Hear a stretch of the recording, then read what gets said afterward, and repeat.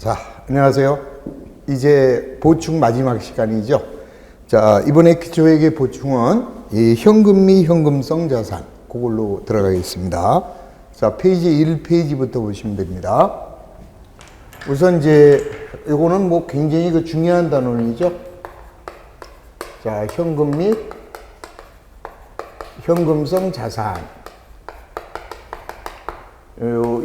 여기에 나와 있는 현금 및 현금성 자산은 여러 가지가 통합되어 있는 거예요. 그러니까 예를 든다면, 자, 우리 회사에 이제 현금이 예를 들어서 100원 있고, 그 다음에 이제 보통 예금이 300원이 있고, 그 다음에 이제 당좌 예금이 500원이 있고, 그 다음에 정기 예금이 400원쯤 있고, 또 예를 든다면 만기가 된 어음이 200원이 있다.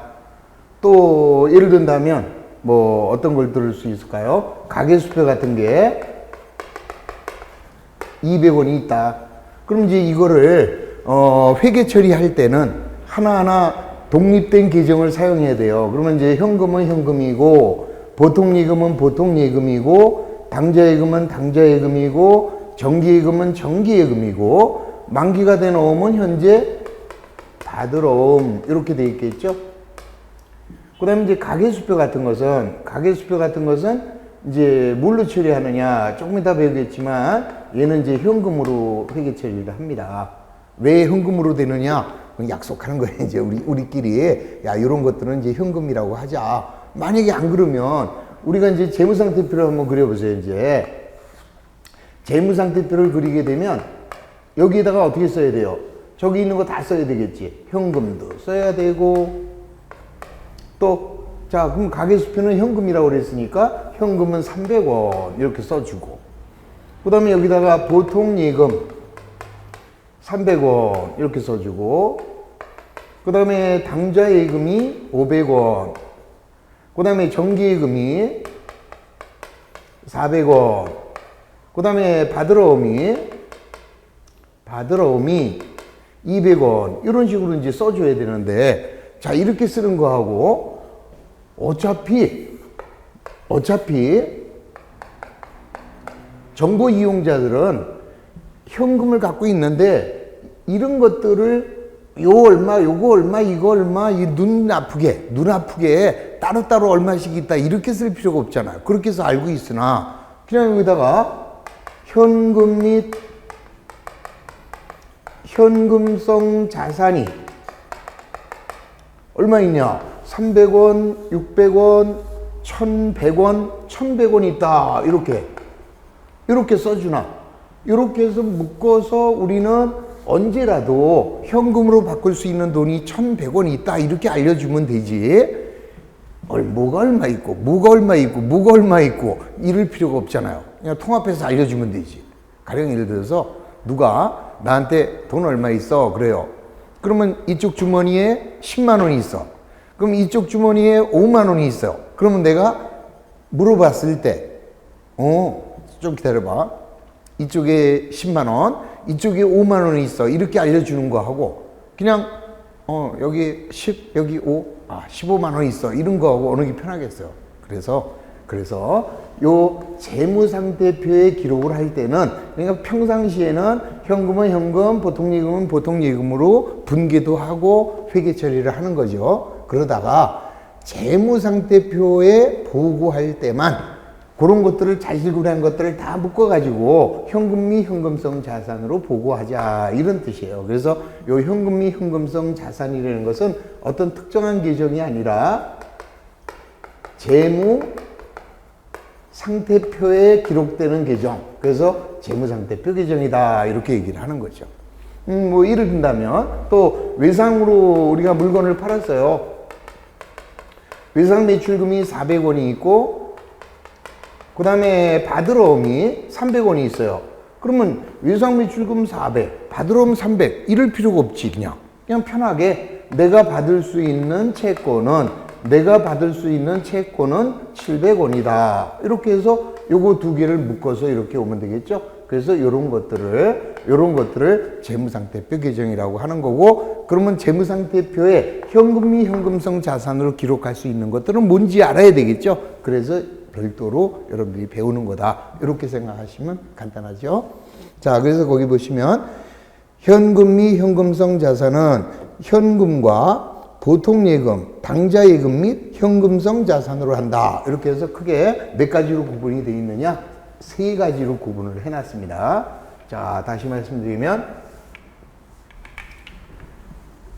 현금 및 현금성 자산은 크게 우선 현금 있죠? 그 다음에 이 보통예금, 그러니까 이걸 이제 줄여서 요구불예금이라고 그래요. 요구불예금. 그럼 요구불예금이라는 것은 은행에 가서 야, 내 돈 좀 줘라 하면은 요구하면 은행에서 알았어요 하고 내줄 수 있는 돈들. 그럼 그런 것들에는 뭐가 있을까요? 보통예금이나 그 다음에 이제 당좌예금, 보통예금하고 당좌예금이 여기에 해당이 되는 것이다. 만약에 예를 들어서 정기예금은 어떻게 되겠냐? 그러면 정기예금도 내가 예금한 거니까 가서 요구를 합니다. 야, 나 돈 내놔. 그러면은 은행에서 많이 시키죠. 물론 만기가 됐어. 정기예금이 만기가 됐다면 가서 돈 줘. 그러면은 여기 있어요 하고 주겠지만, 만기가 되지 않았다면 손님 해약하시면 손해인데요 하고 말 시킨단 말이죠. 요구했다고 해서 여기 있습니다 하고 바로 내주는 게 아니라, 손님 중간에 만약에 해약하시게 되면 손해를 엄청 봐요 막 이제 이런 식으로 얘기를 하겠죠. 그래서 그런 애들은 이 요구불예금이라고 하지 않는 거다. 따라서 요구불예금 속에는 딱 두 가지죠. 보통예금하고 당좌예금하고 요 두 가지만을 말하는 것이다. 자, 그 다음에 이제 세 번째가 뭐가 있느냐? 현금성 자산. 이렇게 해서 세 가지로 나누게 돼요. 그럼 이제 요 현금에 대해서 이제 조금 더 보완을 하면, 우리는 이제 현금이라는 건 뭐예요? 뭐야 좋은 거지. 현금. 항상 보기만 해도 그냥 가슴이 그냥 막 두근두근 거리는 게 현금이죠. 자, 그래서 이 현금에는 어떤 것들이 있느냐? 현금 모르는 사람은 없잖아. 근데 우리 회계에서는 현금의 범위를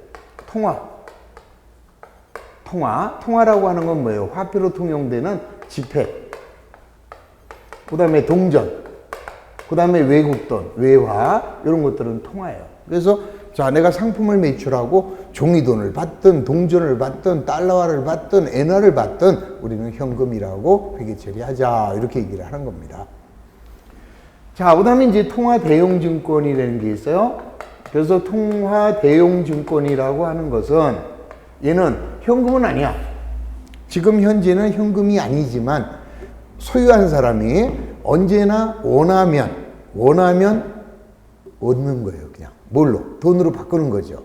어디 가서 은행을 가든 우체국을 가든 원하면, 자, 소유한 사람이 원하면 언제라도 현금으로 전환할 수 있는 것들, 요거를 우리는 통화 대용증권 이렇게 얘기를 해요. 그래서 통화 대용증권은 그냥 뭐 여러 가지가 있는데 그냥 외기 쉽게 이렇게 제가 만들어 봤어요. 국가에서 뭐 요즘은 타자기가 없죠. 근데 1980년대만 하더라도 80년대, 90년대 초까지만 하더라도 컴퓨터가 없었잖아요. 그때는 전부 다 이 회사에서는 이 타자기를 갖고 있었죠. 한글 타자, 영문 타자 해갖고 그 타이프를 친 거예요. 문서 작성은 타자기로 했죠. 근데 요즘에는 진짜 이 컴퓨터가 생기는 바람에 그때 타자 배운 사람들, 뭐 지금 얘기하면 한 50대 이상 되신 분들, 그분들은 굉장히 참 손해봤어. 안 배워도 될 거를 배운 셈이 된 거죠. 참 늦게 태어날 걸. 자, 하여튼 이제 국가에서 타자기를 국가에서 타자기 여러 대를, 평일 날들은 공무원들이 써야 되잖아. 지들이 써야 되니까 그냥 공일날 배우라고, 평일날 배우라. 그래서 공일날 배우라고 우송했다. 이렇게 그냥 단순 암기하시면 돼요. 그러면 이게 바로 앞글자를 딴 거야. 국가타자 여러 대, 공일 배우 우송. 이렇게 기억을 해 놓으시고 여기다가 이제 살만 붙이면 돼요. 자, 먼저 국고에서 송금을 하겠다. 국고송금 통지서. 그 다음에 가계수표. 그 다음에 타인이 발행한 수표, 그 다음에 자기압수표, 자기압수표, 여행자수표, 그 다음에 대체저금의 환급증서, 그 다음에 이제 공채나 사채, 공채나 사채의 만기표,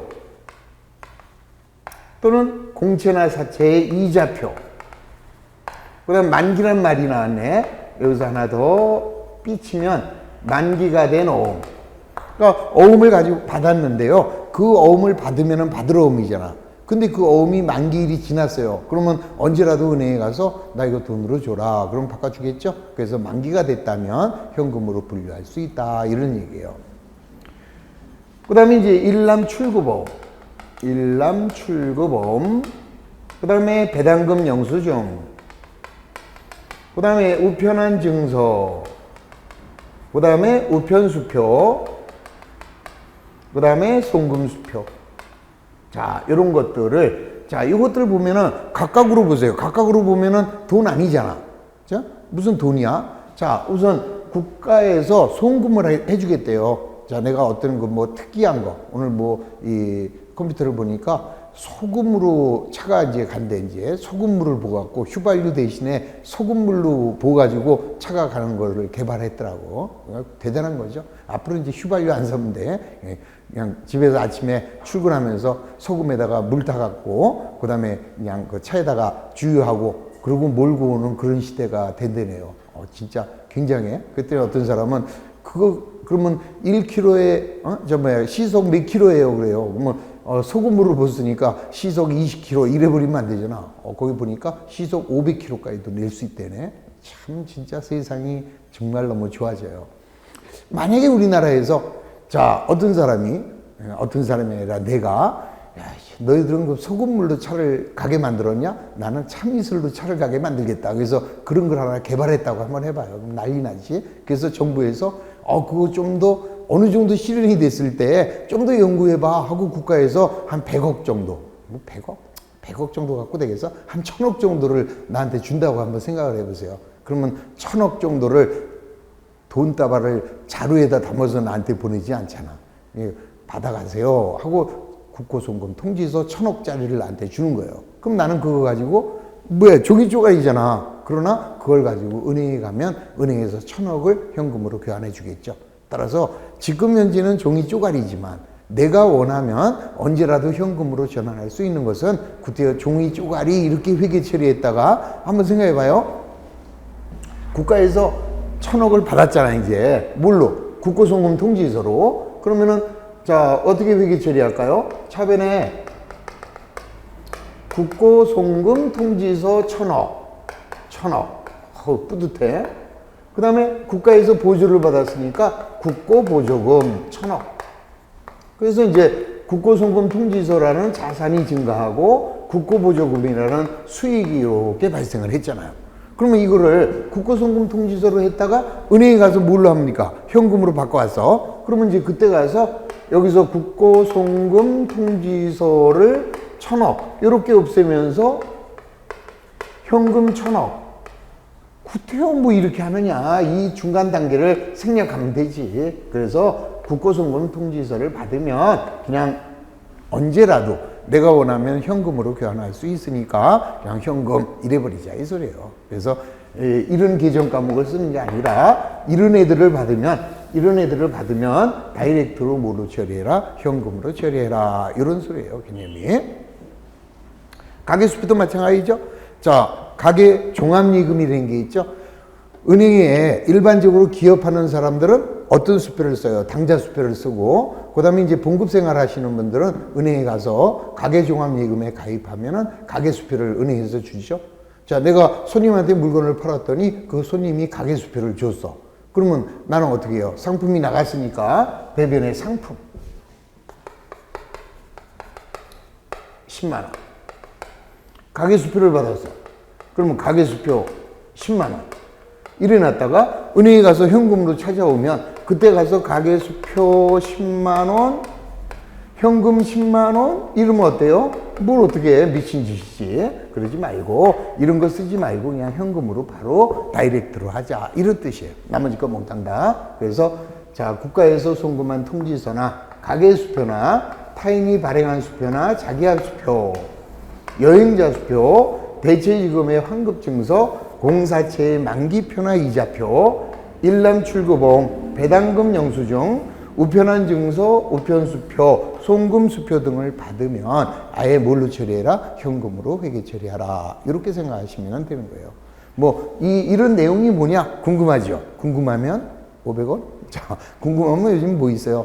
그냥 컴퓨터 딱 쳐보면 알아. 일람출구보험이 뭐야 하고 딱 치면 거기서 답이 나오죠. 자, 외울 것도 없고 그냥 여러분들은 단순하게 국가타자 여러 대 공일배우 우송 이렇게 해서 자꾸 이제 읽다 보면 문제 딱 보는 순간에 아, 얘는 현금이구나 하고 알 수 있습니다. 너무 고민하지 마시고. 그래서 이제 통화, 그 다음에 통화대용증권 요런 애들, 그 다음에 보통예금이나 당좌예금을 했을 때 자, 이런 애들은 무조건 다 모아가지고 재무상태표에다가 어떻게 기록을 하자? 현금 및 현금성 자산 이렇게 기록을 하자. 이게 통합계정이라고 그래요. 그래서 재무상태표 계정 또는 통합계정 이렇게 이해하시면 되겠습니다. 자, 그 다음에 이제 마지막으로 현금성 자산이 뭐냐? 이게 이제 좀 중요한 내용인데, 현금성 자산이라는 것은 현금은 당연히 아니겠지. 당연히 현금은 아니고, 자, 요거는 이제 어떤 생각을 하시냐면은 큰 거래 비용 없이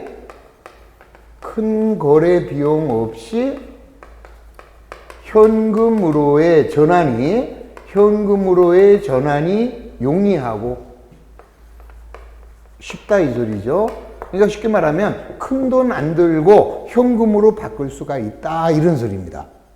뭐 그게 무슨 말이야? 그러면은 가령 예를 들어서 우리가 은행에다가 예금을 해요. 그러면 은행에다가 정기예금을 한다고 가정을 해봐. 그러면 은행에다가 정기예금을 하게 되면 찾으러 갈 때 큰 돈 들어요? 큰 돈 들지. 왜? 내가 지금 사는 데가 어디예요?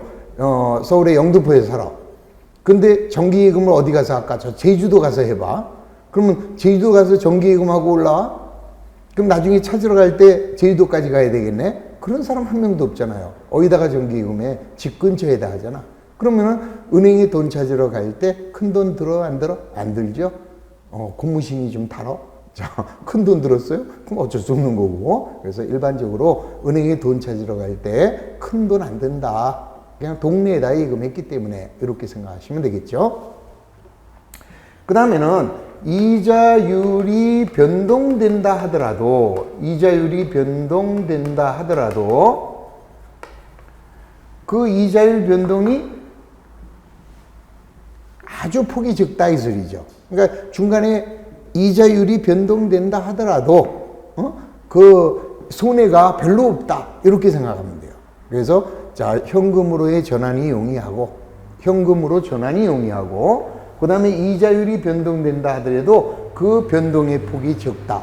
자, 이제 그런 건 이제 어떤 얘기냐면은 우리가 이제 예를 들어서 이런 거 생각해 볼까요? 은행에 자, 3년 만기 정기예금을 했어요. 그럼 이제 은행에서 요즘 뭐 은행 이자 별로 아니지만 그래도 이자 주잖아요.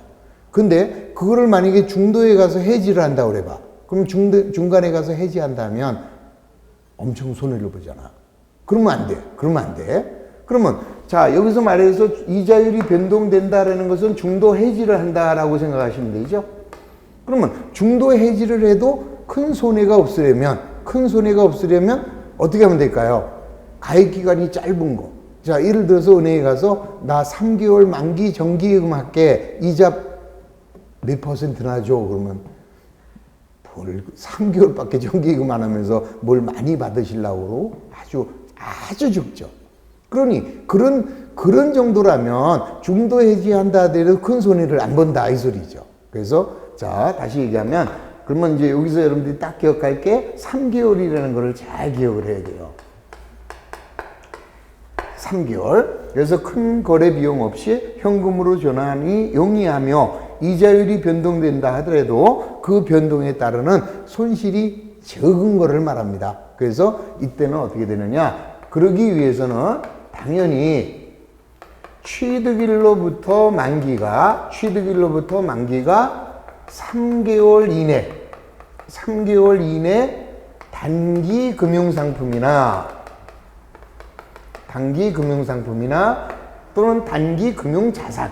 자, 뭐 금융상품이나 금융자산은 약간의 우리 회계에서는 차이가 있지만 그냥 지금은 똑같이 생각하시면 돼요. 자, 그래서 단기적으로 금융기관에 맡긴 상품들, 이런 것들을 우리는 현금성 자산이라고 한다.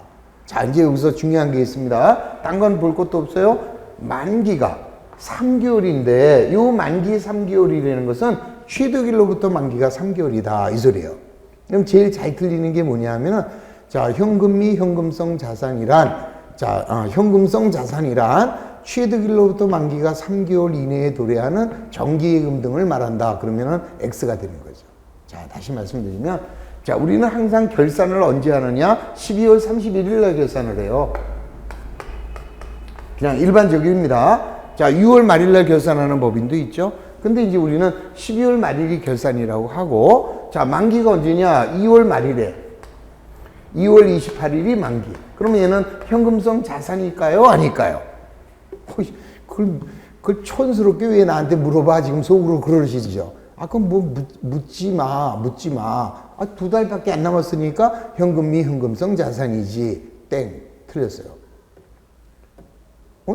아, 지금 2달밖에 안 남았는데, 돼. 현금성 자산이야? 되긴 또 뭐가 돼? 안 돼? 즉, 무슨 말이냐? 앞에 단서가 붙는 거예요. 이 정기예금을 언제 가입을 했느냐? 자, 예를 들어서 11월 1일 날 했다. 11월 1일 날 정기예금을 했어요. 그러면 11, 12, 1, 2, 4달이네. 그러면 취득일로부터 가입한 날이에요. 가입일 또는 취득일이야. 이제 취득일은 조금 이따 나오게 되고, 가입한 날로부터 3개월이 넘어버리잖아. 그러면 이거는 중간에 해지하게 되면 손해를 본다 이 소리예요. 그러니까 만기가 3개월도 안 되는 거는 애당초 이자가 안 붙었으니까 중도 해지에도 손해가 없지만 만기가 3개월이 넘어가게 되면 그때는 손해를 본다 이런 개념이죠. 그러니까 자, 이건 안 되겠지. 11월 1일 날 가입한 거다. 그러면 안 되지만 만약에 12월 1일 날 가입을 했대요. 그러면 12월, 1월, 2월 세 달이네. 그러면 이거는 현금성 자산에 해당이 된다 이 소리죠. 그래서 취득일이 중요한 게 아니라 결산일이 중요한 게 아니라 취득일이 매우 중요하다라는 그 개념을 이해하시면 되는 거죠. 자, 이렇게 해서 자, 현금성 자산의 개념. 자, 우리 정리하시면 어디로 들어가시냐 하면은 저 3페이지. 프린트 3페이지에 보시면 현금성 자산이란 큰 거래 비용 없이 통화 대용 증권 또는 요금을 예금으로 전환이 용이하고, 그러니까 큰 돈 안 들고 현금으로 쉽게 바꿀 수 있고, 이자율 변동에 따르는 가치 변동의 위험이 적은 금융자산으로서 취득 당시 만기 또는 상환일이 3개월 이내인 것을 말한다. 결산일로부터 3개월이 아니라 취득일로부터 만기가 3개월 이내일 것이다. 이렇게 해서 현금성 자산의 개념을 이해를 하시면 되는 거죠. 자, 되돌아옵니다.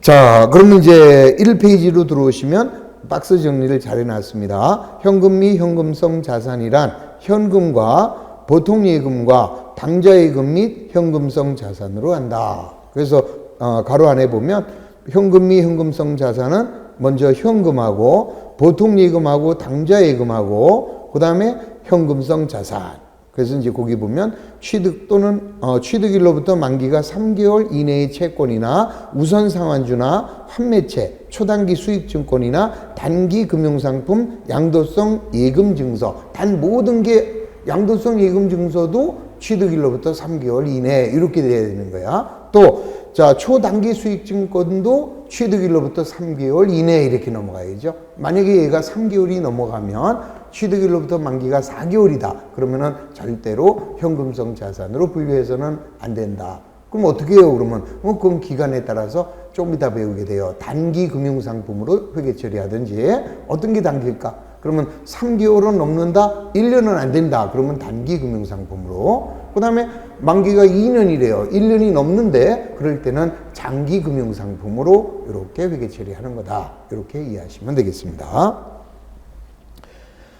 그 다음에 그 밑에 회계상 현금으로 취급하는 것은 통화뿐만이 아니라 통화와 언제든지 교환할 수 있는 통화와 거의 유사하게 사용되는 증권까지를 포함한다. 그래서 지폐나 주화, 그 다음에 통화 대용 증권은 통화는 아니지만 언제든지 현금과 교환할 수 있는 것이다. 그래서 거기 앞대가리만 국가, 타자, 여러 대, 공일, 배우, 우송 이렇게 해서 체크하셔서 자꾸 읽어주시면 그냥 바로 그냥 눈에 띄는 대로 얘는 현금이구나 하고 알 수 있는 거죠. 자, 그 다음에 이제 통화 대용 증권이 수입되면 현금 계정의 차변에 기입되고, 당연히 현금이니까 자산의 증가, 차변에 기입되고, 나가면 지출이 되면 대변에 기록하면 되는 것이다. 따라서 잔액은 언제나 차변에만 나오겠죠. 자, 보세요. 현금이 100원이 있다. 차변에 100원이에요. 자, 차변에 현금이 100원이 있는데 70원이 나가요. 나가면 오른쪽에 써주잖아. 자, 들어오면 차변에, 나가면 대변에. 그러면 잔액은 차변에 남겠죠? 그런데 현금이 100원 있는데 120원이 나갔다.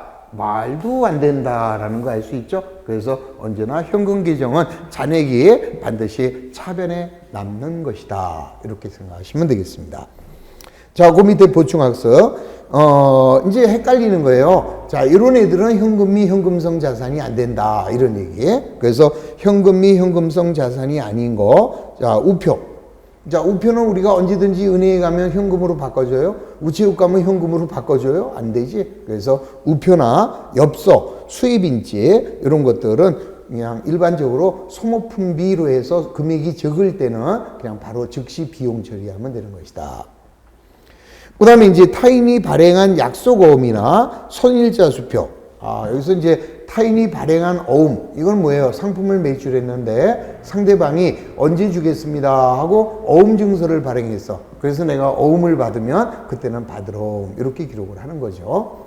근데 이제 선일자 수표라는 것은 뭐냐면은 이것도 한번 알아두고 갑시다. 우리 회계에서는 뭐 시험하고는 상관이 없지만 선일자 수표가 뭔지는 기억을 해둬야 돼요. 자, 우리가 예를 들어서 상품을 팔았더니 상대방이 나한테 뭘 줬냐? 약속어음을 줬어요. 약속어음. 금액은 100만 원.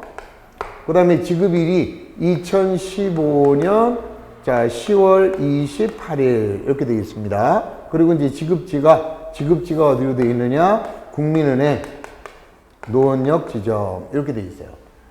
그럼 내가 요거를 언제 받았느냐? 9월 달에 받았어. 9월에. 자, 9월에 이 어음을 받으면 우리는 뭘로 처리해요? 받으러 어음으로 처리하겠죠? 자, 그 다음에 이제 오늘 은행에 갑니다. 자, 10월 28일 날 은행에 가면은 약속일이니까 은행에서는 현금으로 나한테 주겠죠. 근데 요 만기가 2015년 12월 28일이야. 그런데 내가 오늘 돈이 필요합니다. 100만 원이. 야, 이 100만 원 어디 가서 빌리나? 빌릴 데가 없어. 근데 내가 가만히 생각해 보니까 어음을 받아놨잖아요. 그래서 그걸 가지고 은행에 가서 이제 얘기를 하는 거죠. 나 이거 찾으러 왔어. 그러면 은행원이 뭐라 그래요? 손님, 날짜가 아직 안 되셨네. 2달 있다 오세요. 이러겠죠. 12월 28일이 만기니까 자, 10월 오늘 28일 날 가서 돈 줘요. 그러면은 지급을 거절하겠죠. 왜? 날짜가 아직 안 됐으니까. 그 얘기예요. 자, 그런데 이게 똑같이 생겼어요. 근데 이게 당좌수표야. 당좌수표 또는 가계수표도 좋아요. 수표야. 금액은 100만 원. 그 다음에 2015년 12월 28일. 내나 국민은행 노원역. 그럼 요거를 가지고 자, 날짜 아직 안 됐죠. 2달 남았잖아. 그럼 날짜는 안 됐는데 은행에 갔어요. 야, 나 돈 줘. 그러면 은행원이 아이 손님 2달 있다 오시죠. 그러면 그 직원은 다음 날로 해고야. 명예퇴직을 하든지. 왜요? 이 수표라고 하는 것은 일람출급이에요. 수표법에 의해서 당좌수표가 됐든 가계수표가 됐든 그냥 은행원이 일람 한 번만 쳐다보면은 줘야 되는 거예요. 그게 수표예요. 그러니까 수표와 어음의 차이점, 어음은 날짜의 개념이 매우 정확하지만 수표는 날짜 개념이 없어요. 그러면 만약에 그 사람 구자에 돈이 있으면 그냥 줘버려요. 근데 그 사람 구자에 돈이 없다. 그럼 부도 처리되는 거예요. 굉장히 위험한 거지. 기업은 부도 났다. 끝이에요. 부도 나면 일단은 다음 날까지 한 번 봐줘요. 다음 날 3시까지 메꿔라. 이렇게 한 번은 봐줍니다. 그 대신 이제 은행에서는 이제 세간격을 쓰고, 야, 난 너하고 앞으로 거래할 때 주의할 거야. 이제 이러죠.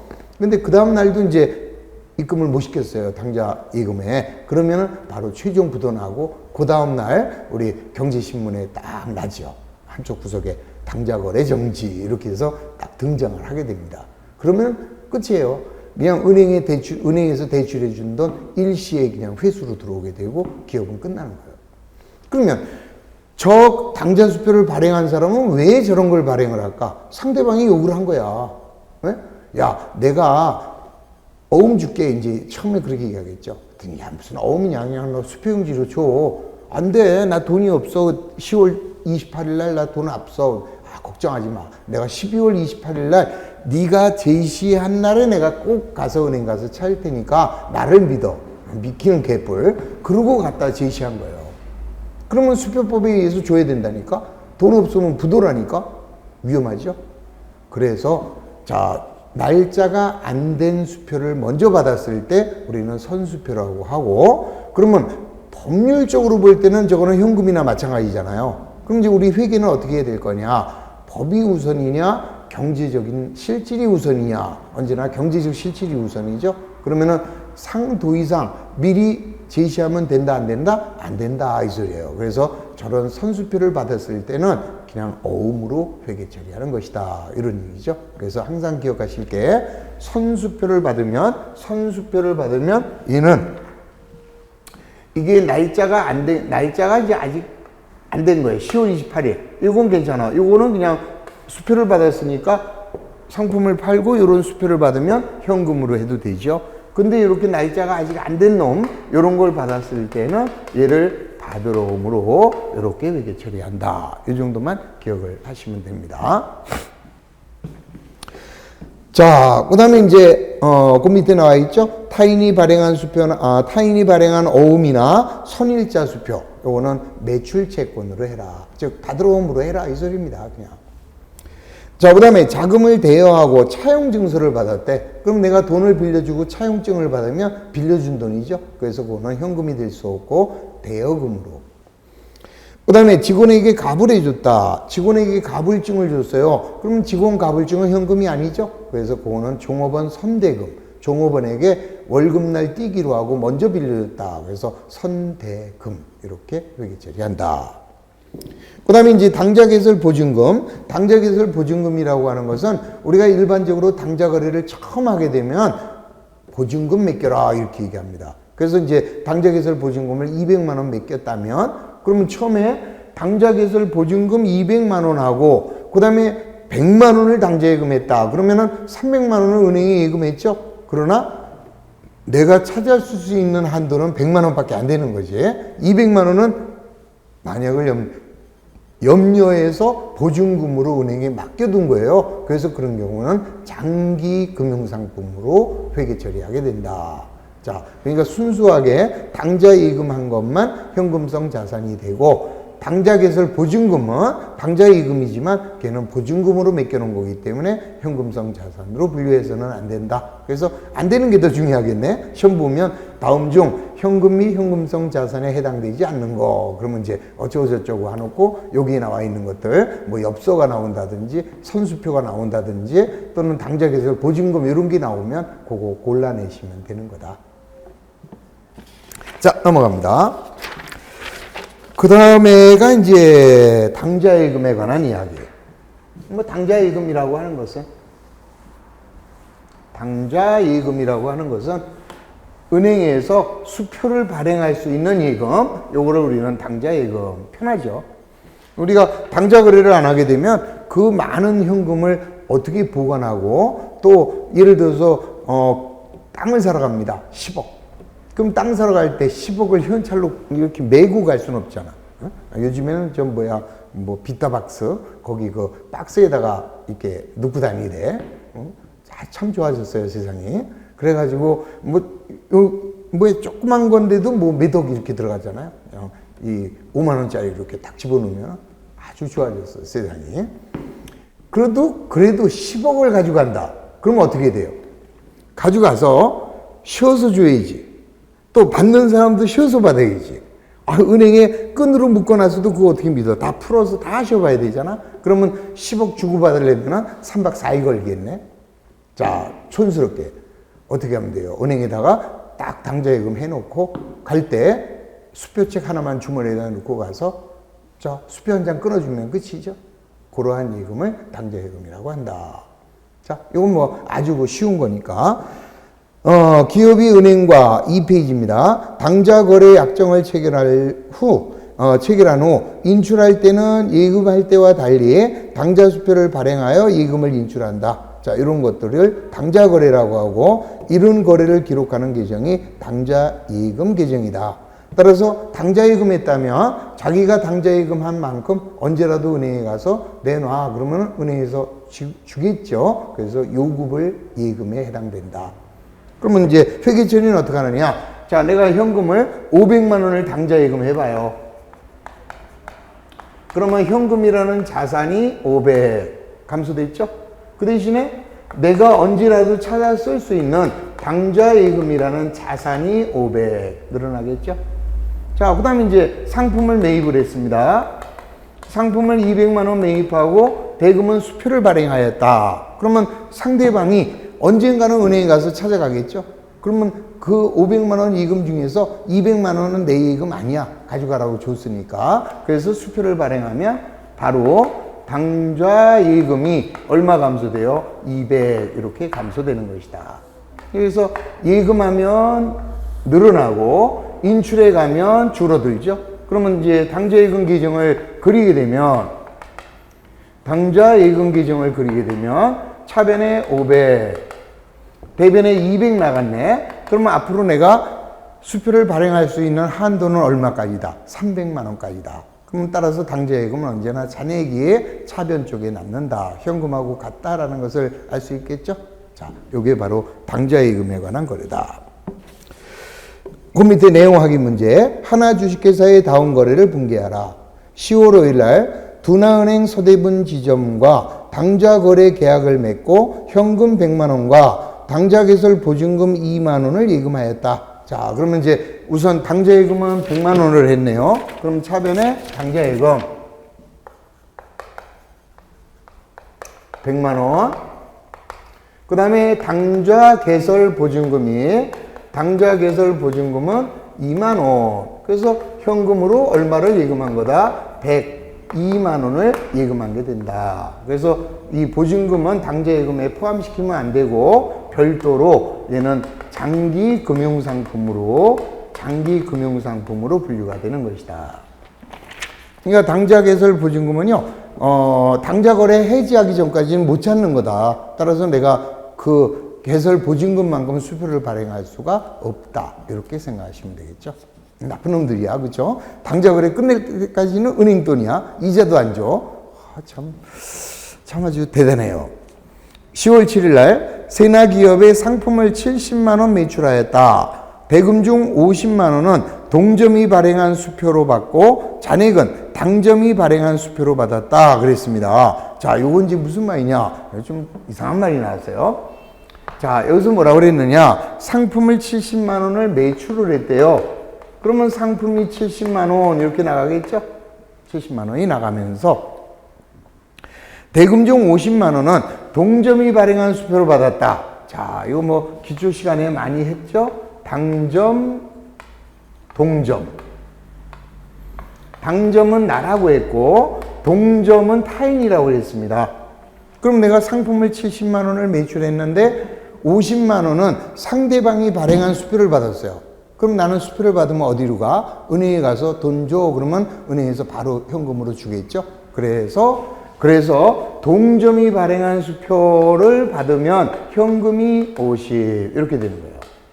근데 잔액은 당점이 발행한 수표를 받았대요. 내가 발행한 수표를 받았대. 그럴 때는 얘가 당좌예금이다 이 소리예요. 당좌예금 20 이렇게 되는 거예요. 자, 지금 처음에는 요것도 헷갈려. 그게 처음에 배우는 사람들의 한계예요. 안 헷갈린 사람들도 있죠. 그 사람들은 많이 그냥 공부를 많이 한 사람이고, 자, 요거는 이제 무슨 뜻이냐, 처음 배우시는 분들을 위해서 도와드린다면, 자, 이런 얘기예요.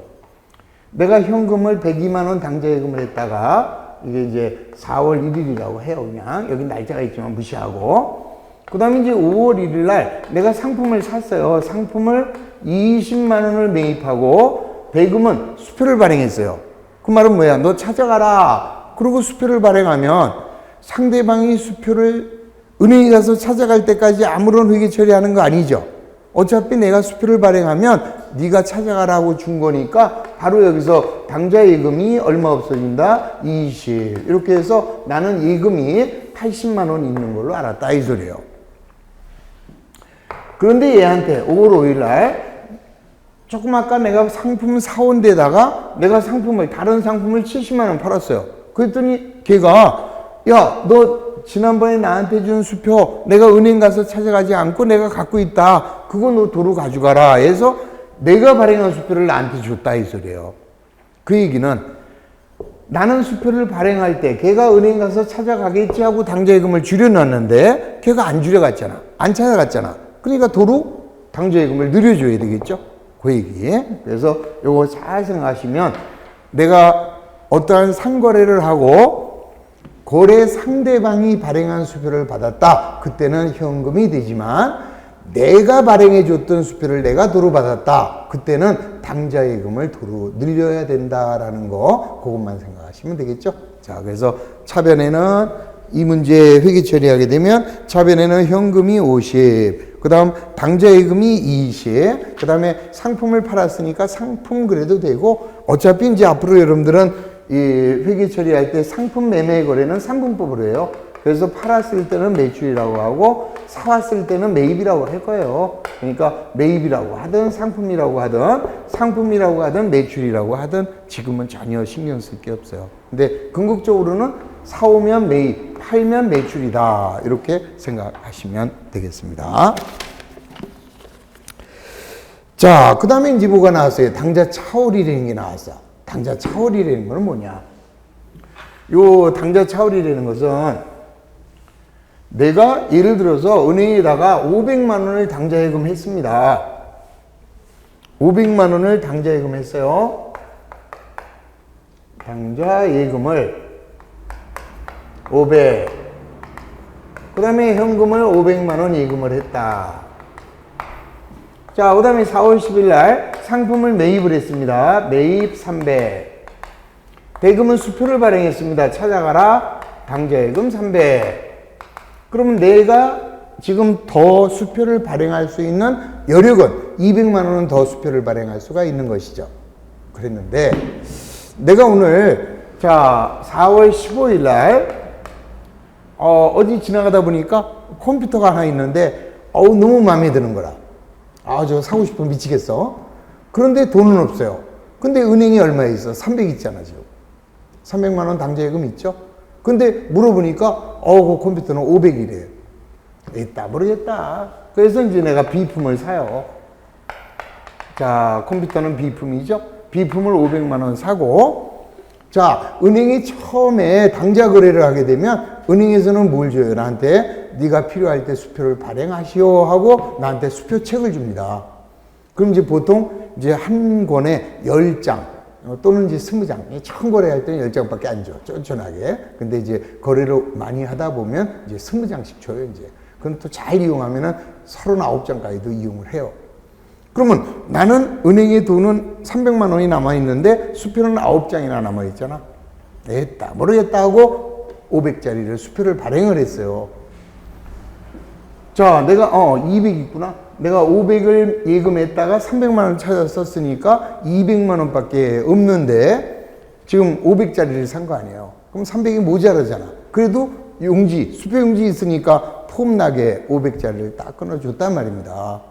그러면 자, 그때는 어떻게 회계 처리를 하겠어요? 무슨 회계 처리를 해? 자, 부지런히 도망가야 돼요. 그래서 부도야. 자, 부도라고 하는 것은 내가 예금한 돈을 초과해서 수표를 발행하면 은행에서 지급을 거절하게 되죠. 그리고 바로 잡으러 와요. 자, 그래서 잡히기 전에 부지런히 도망가야 돼. 그래서 부도 이렇게 얘기하는 거죠. 자, 그러니까 분개할 시간이 있다, 없다? 없다. 근데 나는 분개를 하는 거예요. 무슨 말이에요? 그 사람이 은행에 갔더니, 은행에서 500을 주는 거야. 아니, 어떻게 그럴 수가 있느냐? 사전에 은행과 어떠한 약정을 맺어 놓으면 은행에서 돈을 줄 수 있어요. 지금 무슨 말이냐? 처음에 은행에 500만 원 당좌 예금하러 갔을 때 내가 지금 돈은 500만 원밖에 없지만 우리 아파트를 내가 담보로 제공하겠다.